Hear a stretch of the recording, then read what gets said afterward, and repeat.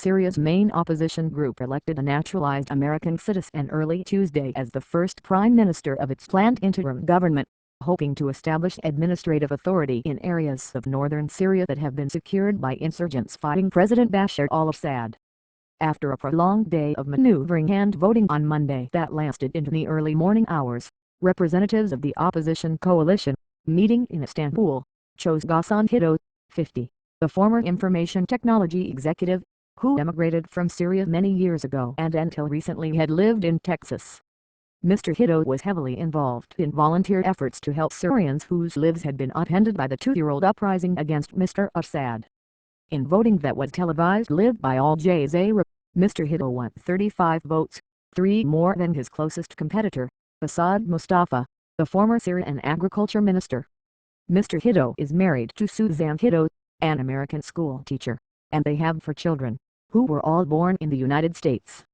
His eldest son, Obaida, has been working in Syria for the opposition and was injured there in the bombing, according to biographical material distributed by the opposition's press office. A lot of the sons of this country had to leave for various reasons, Mr. Hiddo said in a pre-recorded video, apparently made to be released and posted on YouTube if he were chosen as prime minister. But Syrian people must carry their homeland in their heart wherever they go. He is expected to select other ministers in coming days for a government that is not yet physically in place in northern Syria. It is also unclear whether all rebel fighters united in their desire to oust Mr. Assad will recognize the interim government as a legitimate authority. The announcement that Mr. Hiddo had won came hours after Syrian warplanes attacked targets inside eastern Lebanon, the first time since the Syria conflict began that the military had used its air force to strike at suspected rebel hideouts across the Lebanon border. The aerial assault was the third serious border episode tied to the Syria conflict in the past 2 weeks and underscored how the violence threatens to engulf the country's neighbors.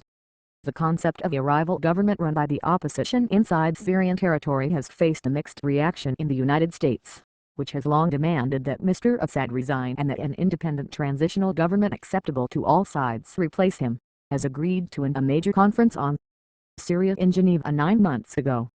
That's the road forward, Secretary of State John Kerry told reporters Monday in Washington. But you have to have a President Assad who is willing to appoint that independent entity. And as of this moment, he is not. While the United States is not yet willing to provide weapons to the insurgency, as France and Britain have said they are prepared to do, Mr. Kerry reiterated the Obama administration's position that the United States does not stand in the way of other countries that have made a decision to provide arms, whether it's France or Britain or others.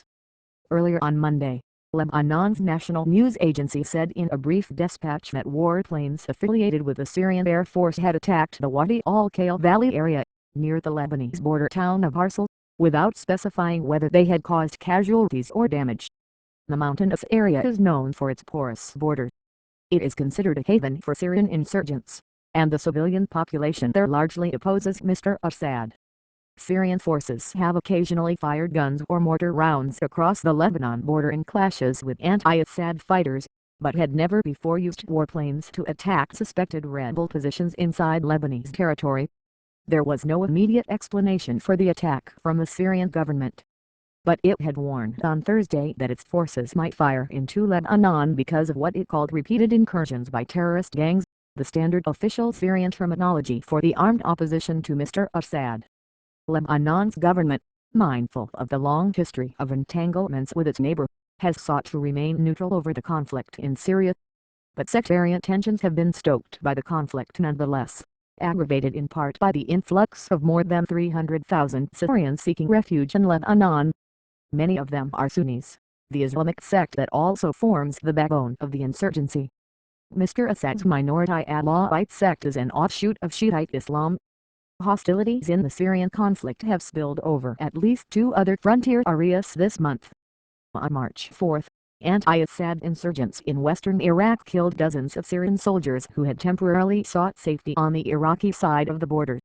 On March 6, insurgents seized a group of United Nations soldiers on patrol in the disputed Golan Heights region between Syria and Israel, the first time international peacekeepers had been ensnared in the Syrian conflict, but they were released 3 days later.